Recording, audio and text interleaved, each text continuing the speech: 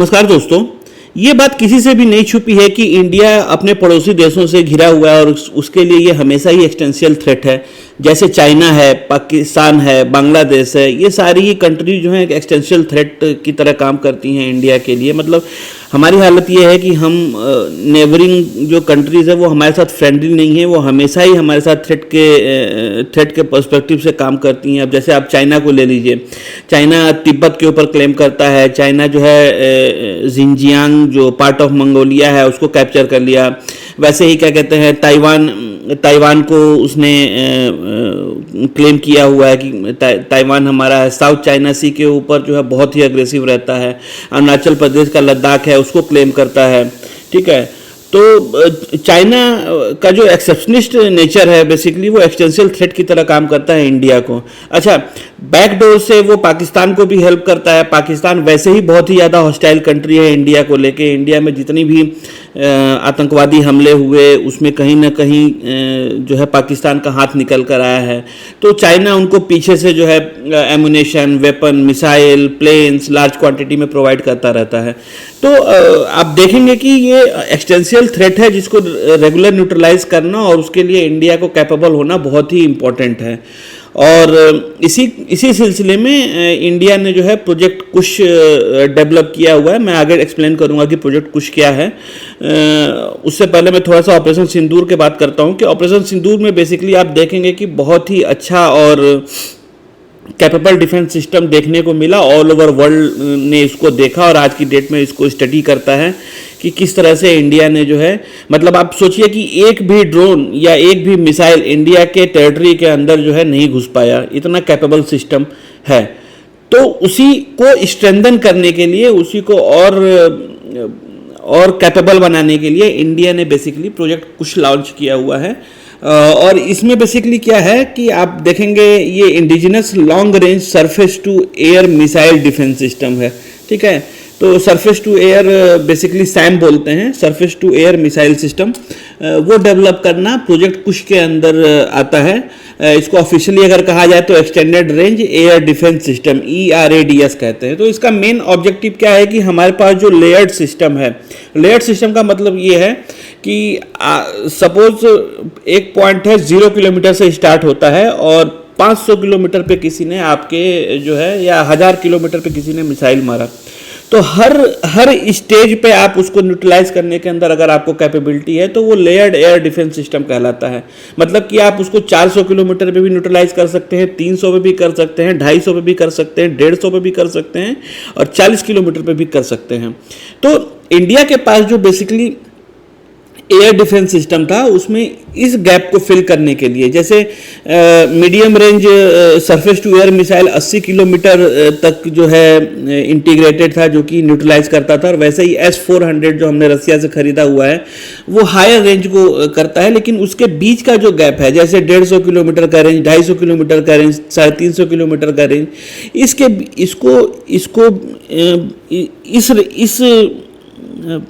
इस गैप को भी फिल करने के लिए हमें मिसाइल सिस्टम चाहिए था। वो बेसिकली प्रोजेक्ट कुश के अंदर डेवलप किया जा रहा है। तो प्रोजेक्ट कुश में 3 मिसाइल्स आती हैं, M1, M2 और M3। आप देख सकते हैं कि इनका रेंज कितना है, 150, 250, 350 किलोमीटर। ये ऑफिशियल है, हालांकि हमेशा ऑफिशियल जो फिगर है वो इंडिया कम क्लेम करता है। It is definitely going to more than 350 kilometres, but ठीक है, फिर भी इस गैप को फिल करने के लिए इंडिया ने प्रोजेक्ट कुश को लॉन्च किया। ठीक है, अच्छा, ये काम कैसे करता है? ये काम इस तरह से करता है कि कुश जो है बेसिकली ये this will sit on top of IACS, Indian air force का, और आकाश तीर एयर डिफेंस सिस्टम जो इंडियन मिलिट्री का है उसके साथ इंटीग्रेट करेगा। मैं इसको एक्सप्लेन करता हूँ कैसे है। तो बेसिकली आप देखेंगे कि जैसे प्रोजेक्ट IACCS क्या है, it is integrated air command control system. ये बेसिकली डेवलप किया गया था इंडियन एयरफोर्स के लिए, और ये सेंट्रल नर्वस सिस्टम काम करता है। जैसे हमारा माइंड प्रोसेस करता है चीज़ों को, वैसे ही ये हमारे डिफेंस सिस्टम को प्रोसेस करता है। और हमारे जितने भी रडार स्टेशंस हैं, जहाँ पे भी मिसाइल्स बैटरीज लगी हुई हैं, जहाँ पे भी स्क्वाड्रन है, या जो भी हमारे सर्विलेंस असेट्स हैं, उनको आपस में इंटीग्रेट करता है और जो भी डेटा उनसे मिलता है वो उसको प्रोसेस करता है। ठीक है,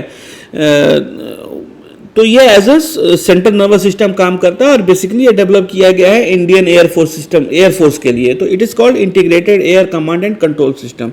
तो काम कैसे करता है, मान लीजिए कोई एयरक्राफ्ट, मिसाइल, ड्रोन, कोई भी जो है इंडियन एयर स्पेस के अंदर इंटर किया, तो ये पहले तो उसको आइडेंटिफाई करेगा कि something has entered into Indian air space.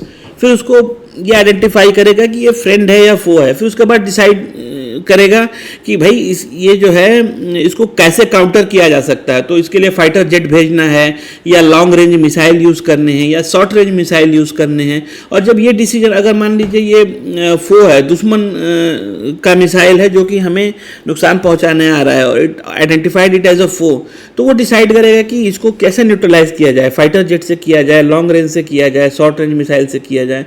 और जब ये डिसाइड कर लेगा then it will fire weapon quickly, ठीक ना। तो basically it is for Indian air force.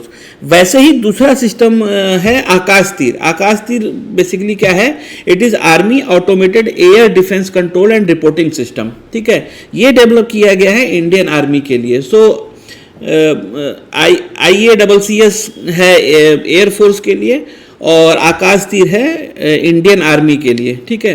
तो ये बेसिकली इंडियन आर्मी के अपने रडार सिस्टम की तरह काम करता है और कमांड सिस्टम की तरह काम करता है। इसका भी काम सेम है। ये जैसे लो मीडियम एल्टीट्यूड के थ्रेट होते हैं, जैसे हेलीकॉप्टर हो गया, ड्रोन हो गया या शॉर्ट रेंज के मिसाइल हो गए, ये उनको आइडेंटिफाई करता है, ठीक है। तो ये इंडियन आर्मी के पास जो सिस्टम है, मिसाइल सिस्टम है, जैसे आकाश है, क्यूआर सैम है या एंटी एयरक्राफ्ट गन है, ये इसको वन कमांड नेटवर्क में ये करता है और डेटा को प्रोसेस करता है और ये डिसाइड करता है, कमांड एंड कंट्रोल डिसाइड करता है कि क्या फायर करना है। जिस तरह से हम IACCS में कर रहे थे उस तरह से आकाश तीर भी करता है, बट ये इंडियन आर्मी के लिए है, वो एयरफोर्स के लिए है। वैसे ही quick reaction surface to air missiles हैं, ये basically short range missile system है जो DRDO ने डेवलप किए हैं 30 किलोमीटर तक के रेंज के लिए।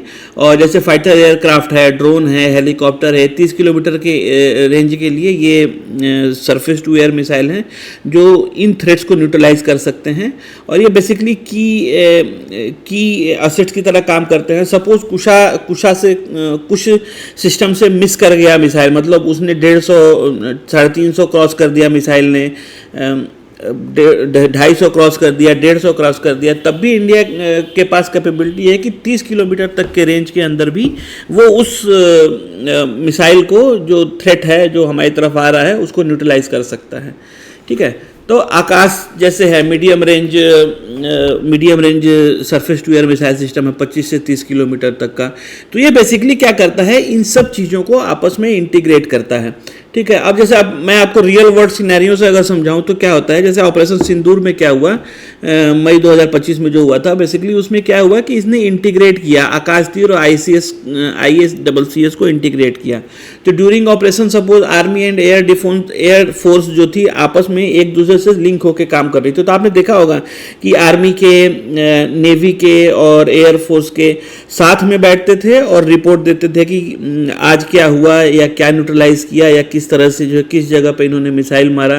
तो ये आपस में सब इंटीग्रेटेड था, इसलिए इनको साथ में बैठ के ये रिपोर्टिंग करते थे उसको कि भाई कहाँ पर क्या हुआ है।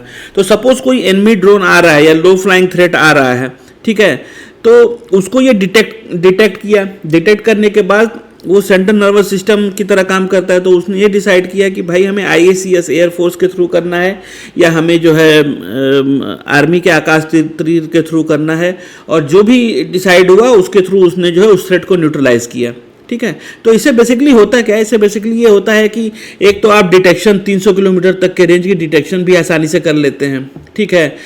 डाटा शेयरिंग आपस में हो जाता है और डुप्लीकेशन नहीं होता टारगेट का। सपोज आप आकाश तीर के थ्रू भी फायरिंग हो रही है और एयरफोर्स के थ्रू भी फायरिंग हो, तो उसमें डुप्लीकेशन नहीं होता है और आपकी प्रिसीजन कैपेबिलिटी जो है बढ़ जाती है, ठीक है। तो ये कुशा के साथ इस तरह से काम करते हैं। ये इम्पॉर्टेंट क्यों है? इम्पॉर्टेंट ये इसलिए है कि जैसे मैंने आपको बोला ना कि डुप्लीकेट फायरिंग नहीं हो सकती, या रिएक्शन, सपोज मिसाइल आ रहा है, सुपरसोनिक मिसाइल है वो, उसमें आप डिलेड रिएक्शन नहीं कर सकते, आपको इंस्टेंट डिसीजन लेना होता है।